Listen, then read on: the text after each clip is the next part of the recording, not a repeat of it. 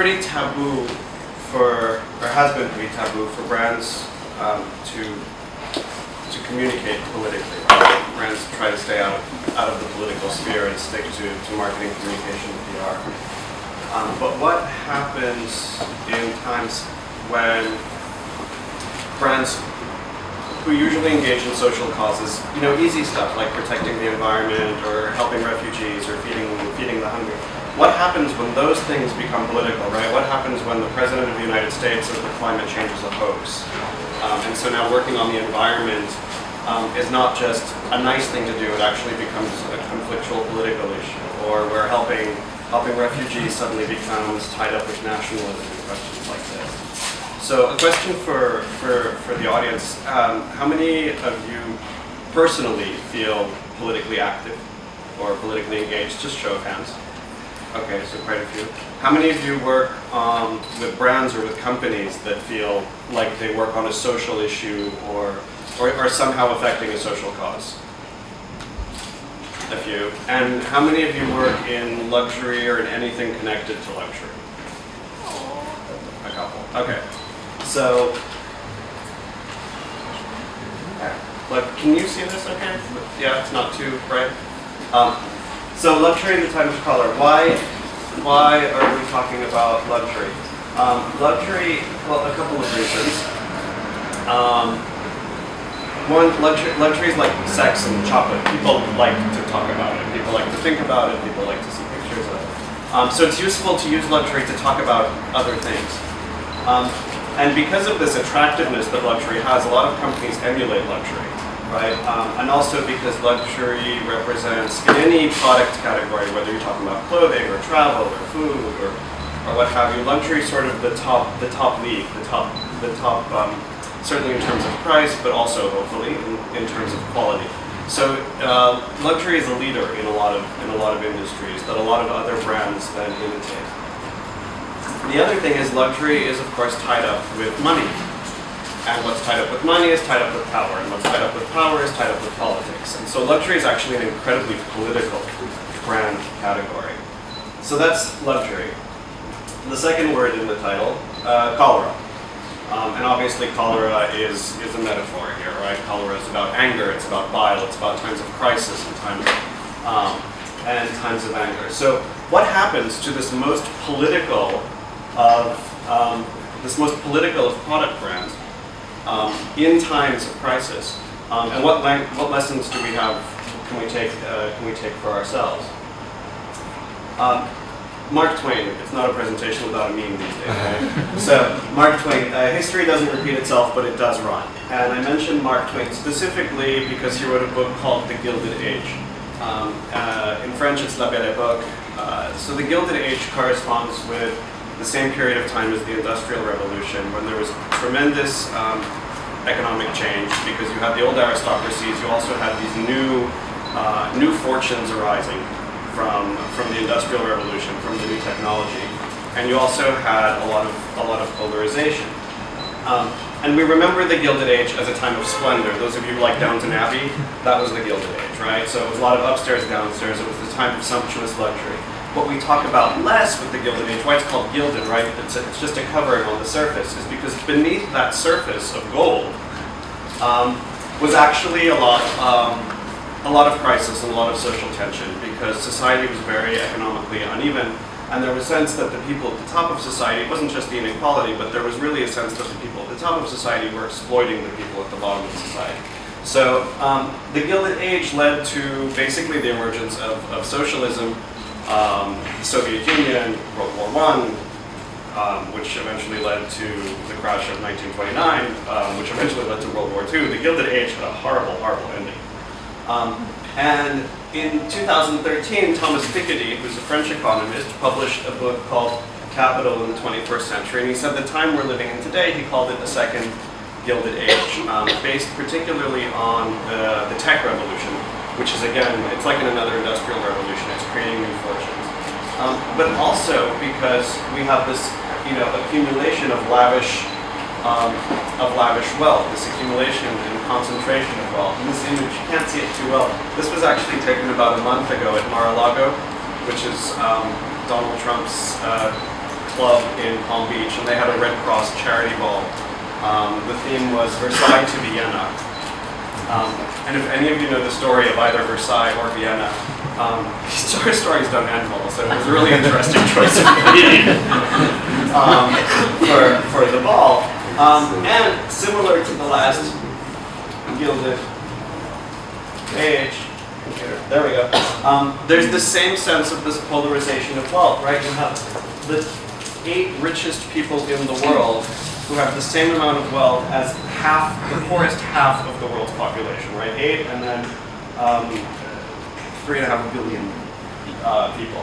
And you'll see, again, to this point about the technology revolution, it's Bill Gates, it's Larry Ellison, Jeff Bezos, Mark Zuckerberg, right? So it's really this technological change that's creating the shift in wealth.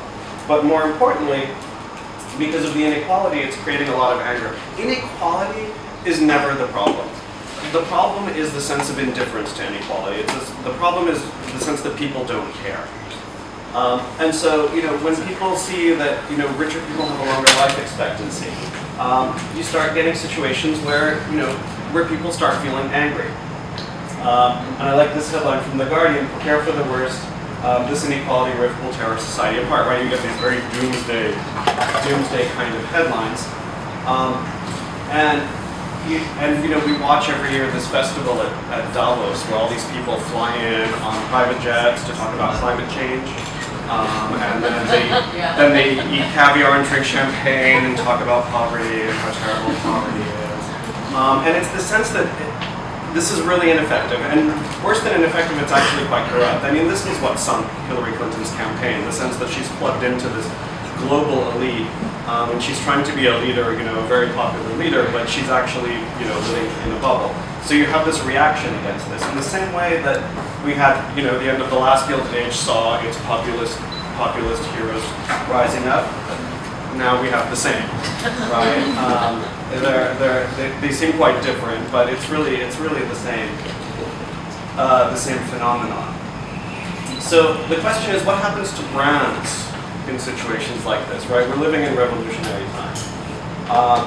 What happens to brands in situations like this? Well, interestingly, luxury brands kind of actually survive. There's an old saying in luxury that luxury is immune to crisis. They mean financial crisis, because the idea is that luxury customers have enough money that they keep spending. It doesn't matter. But what happens when financial crises get social, and what happens when they get political?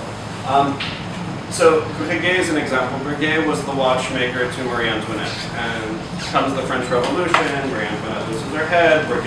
Monsieur Breguet flees to Switzerland. But guess what? The revolution calms down. There's a new elite that emerges. There are new customers for Breguet watches. Breguet comes back to France. No problem.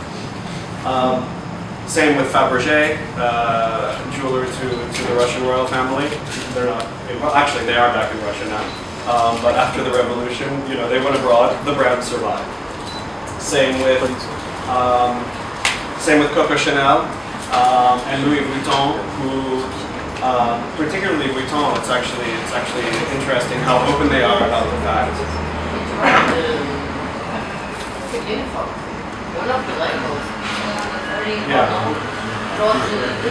Yeah, I don't know, but I don't remember the label, but right. I know. But Chanel was quite close to the Nazi occupation of France. Vuitton, although they fled to yeah, well, he was German, so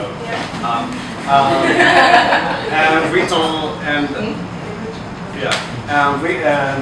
Vuitton collaborated with the Vichy regime, which was the collaborationist regime in France. Again, Chanel, Vuitton, they exist today. They're very successful. These brands survive, right? These brands come through. But there's a little bit of a difference, because in the past, luxury brands were known by a fairly small group. So Breguet, if you weren't part of the royal court, if you weren't part of the French aristocracy, you'd probably never heard of Breguet. Today, luxury brands are part of the popular culture, right? So you have Omega with the tie-in with James Bond, with the product placement. They're literally larger than life. I mean, this is a building-sized Louis Vuitton trunk on Red Square in Moscow, right? They have this amazing marketing cultural presence, luxury brands. So, and also, more importantly, they've gotten so big that luxury brands no longer depend on this little top of the pyramid for their customers, right? LVMH, which is the biggest luxury group in the world, is a 45 billion euro company. They depend on this lower mass of aspirational customers, so which means that they're more politically exposed. They're much more visible, and they're much more exposed to political crisis. This is a scene from Hong Kong a couple of years ago when there were the demonstrations in Hong Kong against the influence of mainland China. Now, were they protesting Louis Vuitton? No, they weren't. But they were protesting in a place of high symbolism for the population of Hong Kong, which is also a place, obviously, that attracts luxury brands. So luxury brands, whether they like it or not, get thrust into this political spotlight. And what happens is you get this revulsion factor. So that big bottom part of the pyramid, on which luxury brands now depend, have what they call, the politics of disgust. And the thing is, it's not just envy. It's not about envy. It's literally about association. It's about feeling that these brands are not contributing to society in the best way that they could. And this is a headline. It's in Portuguese, but it's about Greece. There's a quote from the manager of the Louis Vuitton store in Athens. You know how you go into like a luxury brand store and you buy something once in a while and you walk out with the shopping bag and it's got the logo on it and you walk down the street, you feel kind of nice. Louis Vuitton customers in Athens are bringing plastic shopping bags from the supermarket, asking that Louis Vuitton put the product in the shopping bag from the supermarket so that people on the street don't know that they shop at Louis Vuitton, because it's become embarrassing. It's become embarrassing for these brands. I don't know what all that is. Anyway, so the other thing is that luxury e-commerce in Greece has exploded because people can shop in their homes and nobody has to see what they're buying. So you have this quite interesting, phenomenon. I have no idea what the next slide is. Oh, right. So how do luxury brands respond to this? This gentleman here is Bernard Arnault. I mentioned LVMH before. The 45 billion euro company belongs to him. And that company owns brands you've heard of: Christian Dior, Louis Vuitton, Kenzo, Fendi, Givenchy, a whole bunch of others. Do you know the man standing next to him? So this is during the transition. This is even before the inauguration of Donald Trump and Bernard Arnault off to New York. I don't know for what reason. Maybe it was just to meet him, maybe he was there. But he goes and he meets with quite unprecedented, that he comes and meets with the incoming president of the United States. He had never done this before. That's one group, one reaction. Another reaction, this is François Hipino, he's the head of Kering Group, and Kering is LVMH's biggest rival, and they own brands like Gucci, Yves Saint Laurent, Alexander McQueen, quite a bit smaller than LVMH, but still the big other counterweight. And Kering, who for several years now have had a very strong communication about sustainability and about social responsibility. They came out with a statement. This was particularly coincided with a statement they were making about their sustainability goals, but the original ban on visas for people from Muslim countries. It happened at the same time. So Kering at that time came out on a statement both about sustainability but also about diversity and about immigration. And so they've taken a very strong position, which is quite in contrast to what's going on in the US. I keep talking about the US, but this is very similar, very parallel to what's happening in Britain, right, with Brexit. It's the same kind of phenomenon. So they came out with this really strong statement against the politics of Donald Trump. Here's the Gucci flagship store in Trump Tower in New York City, right on Fifth Avenue. And here are, sorry, you can't really see the next slide too well, but here are protests outside of the Gucci flagship store in Trump Tower, right? So Gucci is now in this really strange and inconvenient situation where they've said, we do not support the politics of this person, we do not support his approach, we pay him a whole lot of rent, but we don't support him. And this would be, with the protest, this would be bad enough from logistical reasons, right? Because with the security around Trump Tower and the protests, and I mean, it's hard enough for a store just with the demonstrations going on. But it's even more complicated because, Gucci promotes diversity and inclusion, and then right outside the store you have these signs racist. Poor Gucci, they didn't ask for this. They've been in that store longer than any of this started. But here's a question. Do they stay? do they stay? What do they do? Do they move? And the answer to that is, oh, but it takes time. You have to find another store. You have a lease. You have a contract. You have to build out the new store. But when brands express themselves in a political way, the way Kering Group, Gucci's parent company, has done, is it enough to just issue press releases, or do you do the hard work of saying, you know what, we're closing our store, and if that means we don't have a store in New York for 6 months, it would be shocking, right? It would be shocking. But do you do that? Do you do that? Because otherwise, what do all the words and all the press releases in the world mean if you don't take action? And the reality is that luxury brands do take action, and have always taken action. Madeleine Vionnet, a French brand, she was a contemporary of Coco Chanel. Very active during the end of the Gilded Age and the first wave of feminism, the movement for giving women the right to vote and giving women equal rights. And so she liberated women symbolically, but also physically, with clothing that was more realistic and that allowed women to be more active in society and not just these tied up things that kept fainting because they couldn't get blood to their brain. Madeleine Vionnet did a similar thing. Chanel's more famous for it, partly because her brand survived. The Vionnet brand went dead. It's back now, completely different form. But anyway, the Vionnet brand went out of business. She refused to work with the Nazis, in fact. So she closed her brand when France was invaded, and that was the end of that. She was an old woman already. So she, through her work, took a particular political stance without necessarily having a big campaign about it, but very simply by creating things that plugged into a political movement.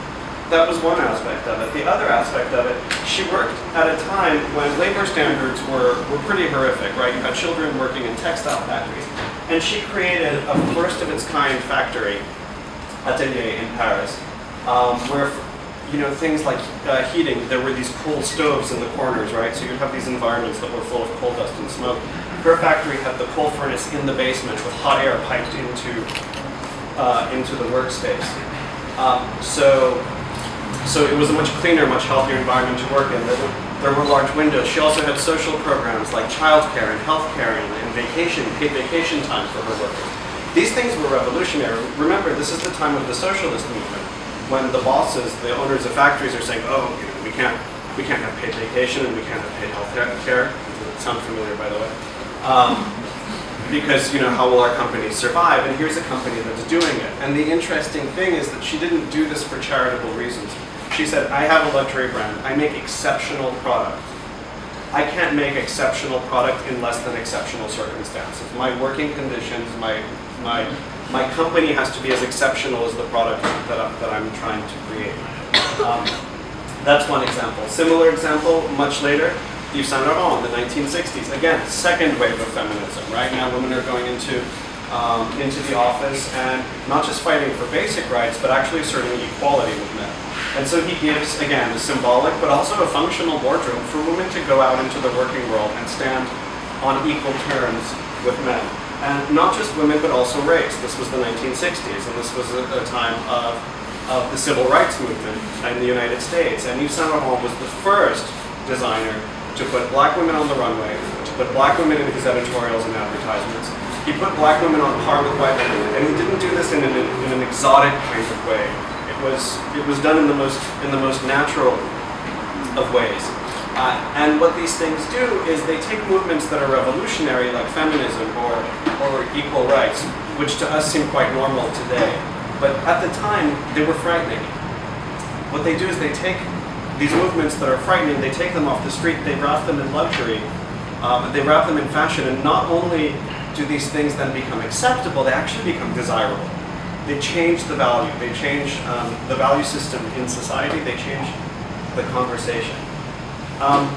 It's still happening today. Tiffany and Company, ad campaign with marriage rights for gay couples. Now, this is product-based, but Tiffany, and this is where it gets interesting, this is where we get into the reality of it, Tiffany also works a lot behind the scenes. The Bristol Bay region is a region that a lot of companies were lobbying to open up for mining exploration, but it's a very fragile ecological environment. So Tiffany, which is a jewelry company, actually lobbied Congress against opening mines. And not only that, but they used their market power as a huge company to say any mines that open, or any companies that open mines in Bristol Bay, we will no longer buy stones from them, right? So effectively a boycott. And they managed to preserve Bristol Bay. And so this is the reality, in fact, of politics and branding, is that brands are political and companies are political all the time. In Brussels, there's a thing called the European Cultural and Creative Industries Alliance. And this is made up of 5, 6, this isn't the example of luxury, trade associations of luxury. So in France, you have the Comité Colbert, in England, Walpole, Circular Fortuny in Spain, Germany, Italy, they also have it. And of course, this is luxury, but every industry has these, right? Airlines have these, energy certainly has these. So companies are political all the time. They're political behind the scenes. They don't communicate about it because they usually are political in their own self-interest. They lobby governments in their own self-interest. So, but politics is nothing new. And yet at the same time, from a communications perspective, it's still, there's still a culture of silence around politics because brands are terrified of alienating their customers. So that is it. I guess I would open it up to questions. I want to know kind of what you think about, can brands get political? Should brands get political? We have the example of Facebook, right? After the election, people were saying, oh, Facebook didn't do enough to control the quality of information, and Facebook saying, well, we didn't want to get political, right? We didn't want to intervene, so they allowed fake news to spread on Facebook. What is brands' responsibility? That's my question to you. What are your questions to me? Can we first give you a round of applause?